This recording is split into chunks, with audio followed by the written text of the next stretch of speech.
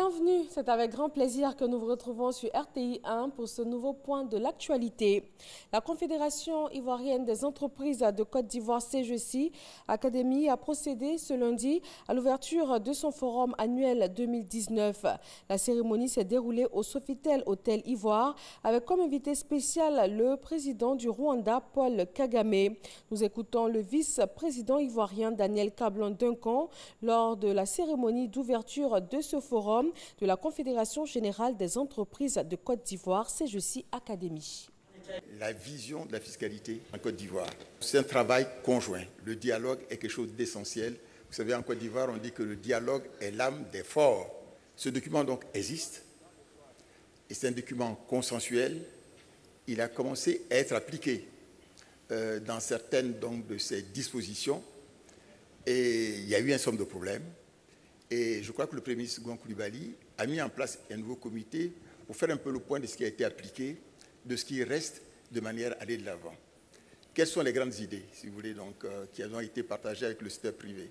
L'assiette du secteur privé actuellement en Côte d'Ivoire est trop étroite. Il faut élargir. Il y a très peu donc, de contribuables au niveau du secteur privé. Je crois qu'on a à peu près 41 000 entreprises qui sont concernées, alors que vous regardez, par exemple, au Cameroun, je crois qu'il y a au moins 200 000. Parce que le secteur informel est trop important en Côte d'Ivoire. Il faut aider à passer du secteur dit informel au secteur formel et que la charge soit mieux repartie à l'ensemble du secteur privé. C'est un élément très fort qui ressort donc de ces discussions. Dans le domaine du transport aérien, 4 années après l'obtention de l'agrément TSA qui autorise des vols directs à destination des États-Unis d'Amérique et la certification OACI de l'aéroport international Félix Houphouët-Boigny d'Abidjan en 2017, les experts de l'Organisation de l'aviation civile internationale sont à Abidjan depuis ce matin pour évaluer le système d'aviation civile ivoirien. Et cela à la demande des responsables de l'Autorité nationale d'aviation civile. Il s'agit pour ces experts de passer au peigne fin le protocole de l'OACI qui comporte 940 points. Les résultats de cet audit vont permettre à la Direction générale de l'ANAC d'améliorer si nécessaire ses procédures et de hisser l'aéroport d'Abidjan au rang des plus modernes et performants d'Afrique. La direction de la police des stupéfiants et des drogues a procédé à la saisie de près de 4,5 tonnes de cannabis, une drogue dure. En plus, elle a saisi 40 tonnes de médicaments de qualité inférieure composés de tramadol, diazépam et autres types de médicaments. C'est d'une valeur de plus d'1,6 milliard de francs CFA.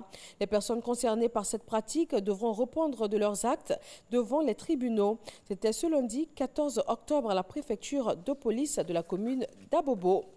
Dans l'actualité internationale, en Guinée, la capitale est sous pression.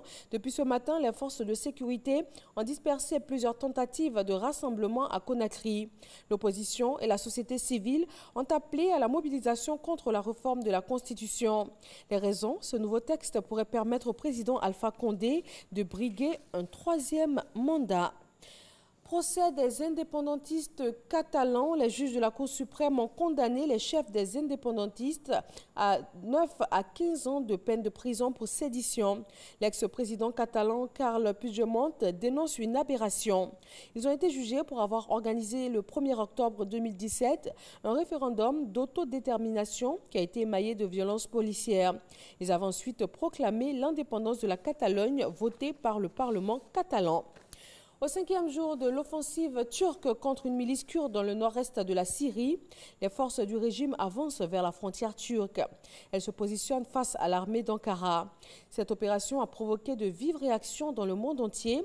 Plus de 150 personnes ont déjà perdu la vie, dont une cinquantaine de civils.